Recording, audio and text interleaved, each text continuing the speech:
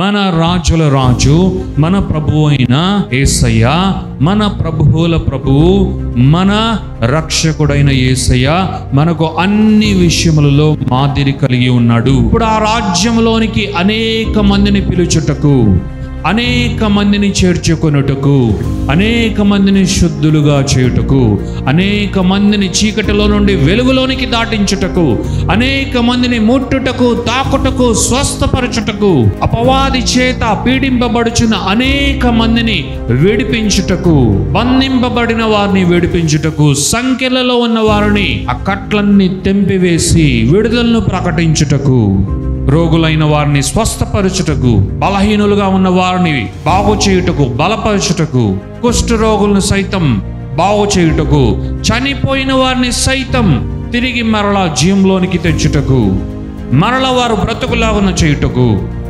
అనేక రకముల పరిచర్యలను ఆయన మనుషుల మధ్య ఉండి సమయాన్ని గడిపి 3 సంవత్సరముల ఈ 3 మాసముల సమయాన్ని ఆయన గడిపి ఆయన చేయవలసిన కార్యాన్నంతా చేసి, ఆయన ఎంత కష్టపడాలో అంత కష్టపడి, ఎంతగా ఆయన శ్రమించాలో, ఎన్ని కార్యాలు చేయాలో, ఎలాంటి మోడల్స్ను రాబో తరము వారికి ఆయన ఆధ్యాత్మికంగా నేర్పించుటకు, ఆత్మ సంబంధమైన విధులను, మార్గములను నేర్పించుటకు ఎలాంటివి అవసరమో ఆయన పరిచర్య ద్వారా తండ్రి అయిన దేవుని కృపను బట్టి యేసుక్రీస్తు వాటన్నిటినీ చేయడం జరిగింది. ఈ భూమి మీద ఎలా జీవించాలో తెలిసి ఉండదు, ఎలా ప్రార్థించాలో తెలియదు, ఎలా విశ్వాసంతో ఉండాలో తెలియదు, ఎలాంటి బోధన వినాలో తెలియదు, ఎలాంటి వాక్యాన్ని గట్టిగా పట్టుకోవాలో తెలియదు. ఈ భూమి మీదకి వచ్చింది మనకు నేర్పించడానికి.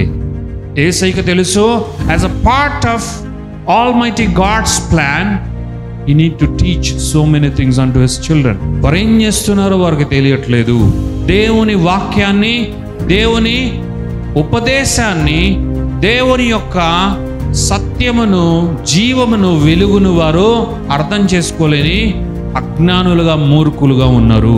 ఆయన మిక్కిలి ప్రేమ చేత మనమందరూ కూడా ఆయన స్వరూప్యంలోనికి రూపాంతరం చెందాలి అని ఏదైనా కోరుకుంటే అది కేవలం ఆయన మన కొరకు ఏర్పరిచిన ఉచితమైన కృపయే. నా యొద్ద నేర్చుకొనుడి,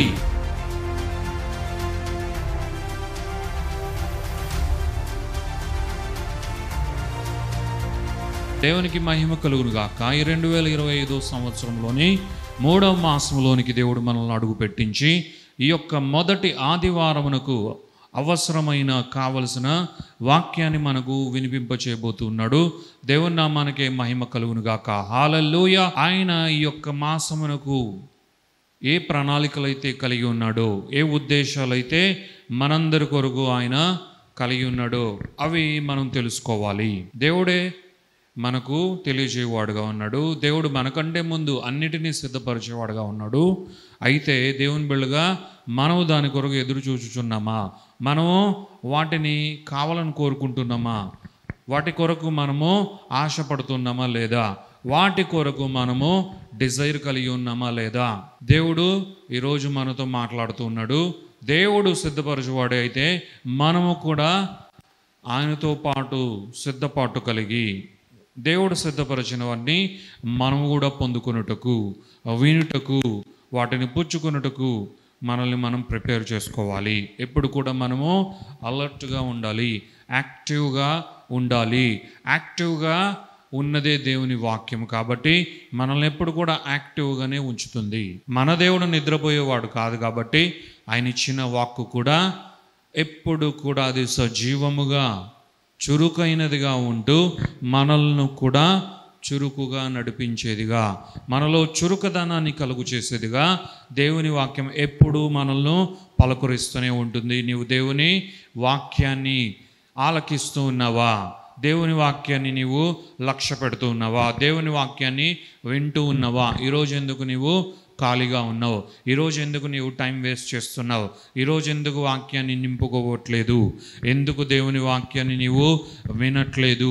ఎందుకు దేవుని వాక్యం ద్వారా జీవాన్ని పొందుకోవట్లేదు అని దేవుని వాక్యం ఎప్పుడు కూడా యాక్టివ్గా మనల్ని పలకరిస్తూనే ఉంటుంది. మరి ఇంత గొప్ప ప్రణాళిక దేవుడు మన జీవితంలో చేశాడు కాబట్టి మనము కొంత యాక్టివ్నెస్ని ప్రదర్శిస్తే చాలు, దేవుడు మనల్ని గొప్పగా నింపుతాడు. దేవుడు మనల్ని వాడుకునేవాడుగా ఆయన జీవాన్నంతా నింపి, ఆయన వాక్కును నింపి, తద్వారా ఆయన ప్రణాళికలు మన జీవితంలో విప్పువాడై ఉన్నాడు.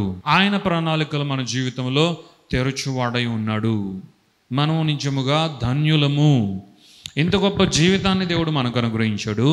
ఇంత నూతనమైన జీవితాన్ని, అందులో పరిపూర్ణముగా ఆయన జీవంతోనే నింపబడిన ఈ స్థితిని మనము కలిగి ఉండడం మాత్రమే కాదు, సమృద్ధి అయిన వాక్కునిచ్చిన దేవుడే మన దేవుడు. మన జీవితానికి సరిపడా వాక్కును అనుగ్రహించాడు, అందరి జీవితాలకు సరిపడా వాక్కును అనుగ్రహించాడు. అంత మాత్రమే కాదు ప్రియులారా, ఎందుకు మనము గొప్పగా ఆనందించాలి అంటే, ఎందుకు మనము ధన్యులము అంటే, ఆయన ప్రణాళికలు కూడా మన కొరకు కలిగి ఉన్నాడు. మన జీవితం ఎలా ముందుకు నడవాలో అన్న దాని గురించి దేవుడు దాని భారాన్ని మనకే ఇవ్వలేదు, కానీ మనం ఎలా ముందుకు నడవాలో అన్న దాని గురించి కూడా ఆయనే భారాన్ని కలిగి ఉన్నాడు. ఆయనే దానిని ఆలోచించి అత్యున్నతమైన ప్రణాళిక మన కొరకు రచించు దేవుడుగా, మన కొరకు ఆలోచించు నాదుడుగా మనకు ఆయన ఉన్నాడు అని దేవుని వాక్యం సెలవిస్తుంది. హల్లెలూయా. దేవుని నామానికి మహిమ ఘనత ప్రభావాలు కలుగును గాక. ఇంకా మనకు బాధ ఏంటి? అన్ని దేవుడే ఇస్తున్నాడు, అన్ని దేవుడే చేస్తున్నాడు, ప్రతిదీ దేవుడే మనకంటే ముందుగా నడుస్తున్నాడు, మనకంటే ముందుగా దేవుడే సిద్ధపరుస్తున్నాడు. మనము కేవలము ఆసక్తి కలిగి ఉంటే చాలు. ఆయన పట్ల ఎలా మనము శ్రద్ధ కలిగి ఉన్నామో అలాగే ఆయన కార్యాల పట్ల కూడా, ఆయన విధుల పట్ల కూడా, ఆయన మార్గాల పట్ల కూడా, ఆయన ఆలోచనల పట్ల కూడా మనము శ్రద్ధ కలిగి ఉంటే చాలు. ఆయన అత్యున్నతమైన భావాలతో, ఆలోచనలతో, ప్రణాళికలతో, ఉద్దేశములతో మనల్ని నింపి మనల్ని తేజోవాసులుగా ఈ భూమిపైన నిలవబెడతాడు.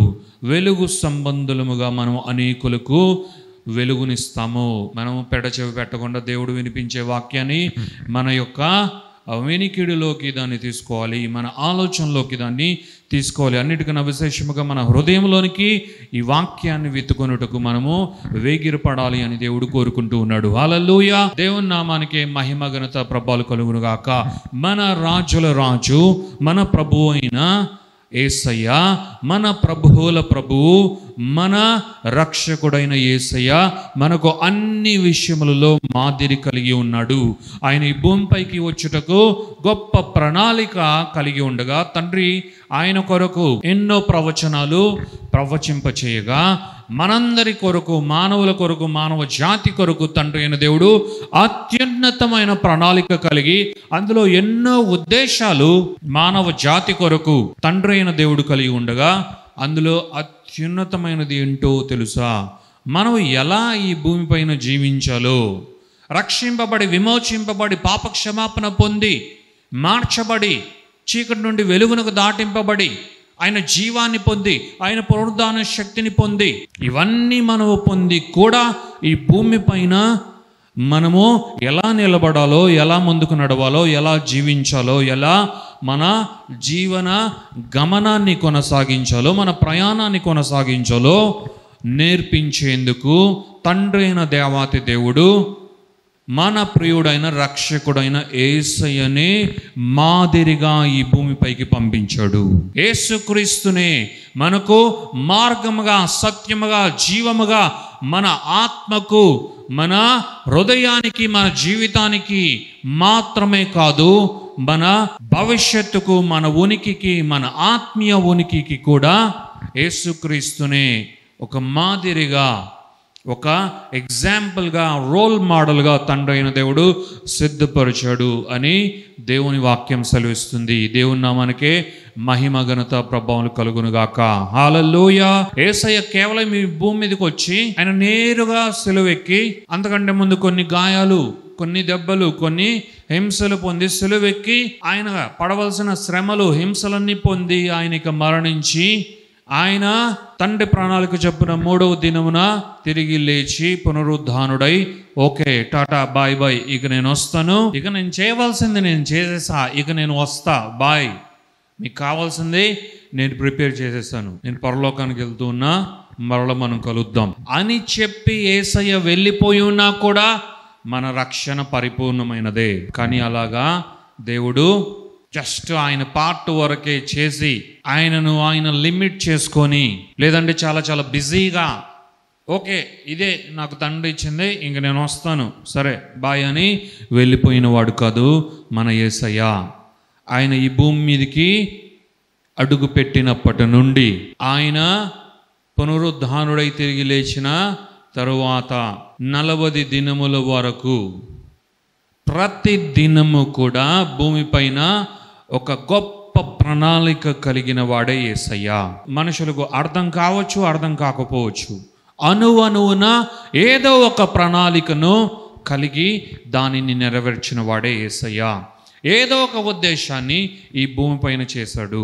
30 సంవత్సరముల వరకు ఒక విధముగా ఆయన జీవిస్తే, 30 సంవత్సరముల వరకు ఆయన ఎంతమందికి ఆశీర్వాదకరంగా ఉన్నాడు, ఎలా ఉన్నాడు, ఏ విధముగా ఆయన జ్ఞానాన్ని అనేకులకు వినిపింపచేసి అనేకులను ఆశ్చర్యచకితులను చేశాడో, అబ్బురపరిచాడో, ఏమేం చేశాడో అవన్నీ మనకు చాలా డీటెయిల్గా లేవు. కానీ 3 సంవత్సరములు యేసుక్రీస్తు ఈ భూమిపైన ఆయన నడవడం జరిగితేనే ఈ బైబిల్ మొత్తం నిండిపోయింది. కేవలం 3 years 3 సంవత్సరములు యేసుక్రీస్తు యాక్టివ్గా ఉంటేనే ఇంత పెద్ద జీవ గ్రంథం తయారైంది. అనుకోవచ్చు మీరు, గాస్పల్సే కదా, గాస్పల్స్ నుండి కొంచెం పక్కకి వెళ్తే యాక్ట్సే కదా, యాక్ట్స్ నుండి ఇంకొంచెం పక్కకి వెళ్తే అదేదో పౌలు కొంచెము కొన్ని వాక్యాలు అవి ఇవి, ఇక ఎక్కువగా యేసుక్రీస్తు ఏం పలికాడో అవి గాస్పల్స్ మాత్రమే కదా, అది న్యూ టెస్ట్మెంట్లోని కొంతనే కదా అని. పాత నిబంధన ఉన్నదే ఆయన కొరకే. పాత నిబంధన అంతా ఏం చెప్పింది? ఆయన వస్తాడు వస్తాడు వస్తాడు అని చెప్తే ఆయన వచ్చాడు. క్రొత్త నిబంధన అంతా ఏం చెప్తూ ఉంది? ఆయన వచ్చాడు వచ్చాడు చేశాడు చేశాడు సమస్తాన్ని ముగించి ఆయన వెళ్ళిపోయాడు అని నూతన నిబంధన అంతా చెప్తూ ఉంది. హల్లెలూయా. కాబట్టే ఆయన 3 సంవత్సరములే ఈ భూమి మీద తండ్రి చిత్తాన్ని నెరవేర్చాడు. 3 సంవత్సరములలో ఏదో సంవత్సరానికి 4-5 దినములు క్రూసేడ్స్ పెట్టి మరల ఎవరికి కనిపించకుండా పోవడం అలాంటిది కూడా కాదు. 3 సంవత్సరములలో ప్రతి దినము, 3 సంవత్సరముల ఒక 4 నెలలు అనుకుందాం, ఈ కాలమంతా ప్రతి దినము కూడా ఆయన ప్రజల మధ్యలోనే ఉన్నాడు, అందరి మధ్యలోనే ఉన్నాడు. ప్రజల మధ్యలోనే ఉండే ఆయన అన్నం ఎప్పుడు తిన్నాడు, నీళ్ళు ఎప్పుడు తాగాడు, ఆయన ఎప్పుడు నిద్రపోయాడు, ఎప్పుడు విశ్రమించాడు, ఆయన ఎప్పుడు ఆయన ప్రార్థించాడు, అక్కడికి వెళ్ళి ప్రార్థించాడు, ఇక్కడికి వెళ్ళి ప్రార్థించాడు కదా అని ఉంది కదా. మరి ఇవన్నీ ఎప్పుడు చేశాడు అంటే వాటన్నిటికీ ఆయన సమయాన్ని కేటాయించాడు. అట్ ద సేమ్ టైం ఆయన ఈ భూమి మీద చేయవలసిన పరిచర్య ఏంటో దానిని ఆయన నిర్లక్ష్యం చేయలేదు. హల్లెలూయా. ఆయన కొరకు ఆయన చాలా స్వల్ప సమయాన్ని మాత్రమే కేటాయించుకున్నాడు. ఇంకా వాక్యము స్పష్టంగా అంటుంది, ఆయన ఉదయజామునే లేచి అరణ్యములోనికి వెళ్ళి ఆయన ప్రార్థించుచుండెను. ఎన్ని రోజులు అలాగా? వారానికి ఒక రోజా?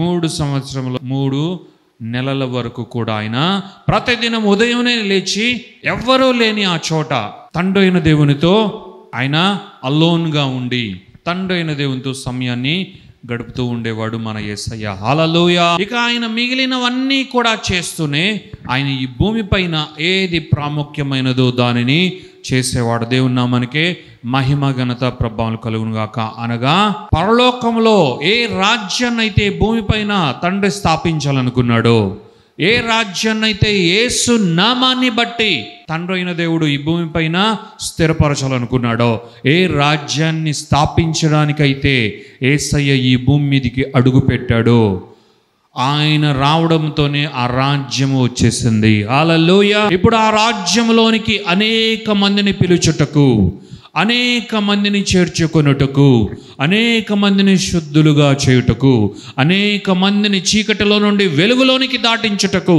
అనేక మందిని ముట్టుటకు, తాకుటకు, స్వస్థపరచుటకు, అపవాది చేత పీడింపబడుచున్న అనేక మందిని విడిపించుటకు, బంధింపబడిన వారిని విడిపించుటకు, సంఖ్యలలో ఉన్న వారిని ఆ కట్లన్నీ తెంపివేసి విడుదలను ప్రకటించుటకు, రోగులైన వారిని స్వస్థపరచుటకు, బలహీనులుగా ఉన్న వారిని బాగు చేయుటకు, బలపరచుటకు, కుష్ఠరోగులను సైతం బాగు చేయుటకు, చనిపోయిన వారిని సైతం తిరిగి మరలా జీవంలోనికి తెచ్చుటకు, మరల వారు బ్రతుకులాగున చేయుటకు అనేక రకముల పరిచర్యలను ఆయన మనుషుల మధ్య ఉండి సమయాన్ని గడిపి 3 సంవత్సరముల ఈ 3 మాసముల సమయాన్ని ఆయన గడిపి ఆయన చేయవలసిన కార్యాన్నంతా చేసి ఆయన ఎంత కష్టపడాలో అంత కష్టపడి, ఎంతగా ఆయన శ్రమించాలో, ఎన్ని కార్యాలు చేయాలో, ఎలాంటి మోడల్స్ను రాబో తరము వారికి ఆయన ఆధ్యాత్మికంగా నేర్పించుటకు, ఆత్మ సంబంధమైన విధులను, మార్గములను నేర్పించుటకు ఎలాంటివి అవసరమో ఆయన పరిచర్య ద్వారా తండ్రి అయిన దేవుని కృపను బట్టి యేసుక్రీస్తు వాటన్నిటినీ చేయడం జరిగింది. హల్లెలూయా. అన్నిటినీ భూమిపైన నెరవేర్చాడు అన్నదే దేవుని వాక్యం సెలవిస్తుంది. హల్లెలూయా. దేవుని నామానికి మహిమ, ఘనత, ప్రభావం కలుగును గాక.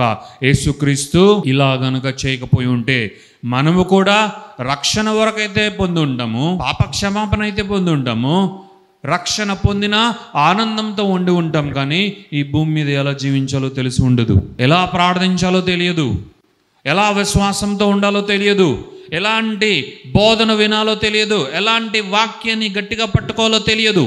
ఒకవేళ యేసుక్రీస్తు ఈ పాటని చేయకుండా ఆయన కేవలం వచ్చి 33.5 సంవత్సరములు ఎవరికి కనిపించకుండా ఉండి ఎక్కడో అరణ్యంలోనో, లేదు మరియా యోసేపుల యొక్క తోడుతో ఇంకెక్కడో దూరంగా ఉండి కేవలము శ్రమలు, హింసలు పొంది, అప్పగింపబడి సిలువకు మాత్రమే ఎక్కి మరణించి తిరిగి లేచి ఉంటే మనం ఎన్నో నేర్చుకునే వారము కాము.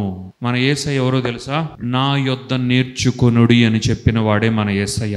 నా యొద్ద నేర్చుకొనుడి, ఎవనికైనానో జ్ఞానము కొదువై ఉన్నాడలా నా యొద్దకు వచ్చి జ్ఞానముతో నింపబడుడి. అంటే ఆయన ఈ భూమి మీదకి వచ్చింది మనకు నేర్పించడానికి. యేసయ్యకు తెలుసు, as a part of almighty God's plan he need to teach so many things unto his children. ఈ భూమి మీదకి వచ్చే ప్రణాళికలో, బృహత్తరమైన చిత్తములో ఎన్నో విషయాలు ఆయన బిడ్డలైన వారికి నేర్పించాలి. నేను వెళ్ళు ఈ ప్రణాళికలో అనేకమైనవి నేర్పించుటకే భూమి మీదకి నేను పంపింపబడుతూ ఉన్నా. అందుకే యేసుక్రీస్తు ఎన్నోసార్లు ఏమన్నాడు తెలుసా? నా చిత్తం కాదు, తండ్రికి ఏది ఇష్టమో అది చేయడానికే వచ్చాను, నాదేమీ లేదు, ఆయన ఏమనుకున్నాడో అది నేను చేయడానికే వచ్చాను, ఇది నా బలము శక్తి కాదు, తండ్రి నన్ను నింపుకొలది నేను చేయుటకు వచ్చాను, ఇదంతా తండ్రి అభిష్టమే, ఇది తండ్రి చిత్తమే, ఇది తండ్రి అనుకున్నదే, ఇది తండ్రి జరిపిస్తూ ఉన్నదే. అలా ఆయన చేసింది ఒకటి, ఆయన నిజముగానే అంత విధేయత కలిగిన వాడు. ఎందుకంటే ఆయన సత్యవర్తనుడు కాబట్టి, ఆయన వంటి సత్యవర్తనుడు ఇంకొకడు లేడు కాబట్టి ఇది నిజమే, ఇది సత్యమే.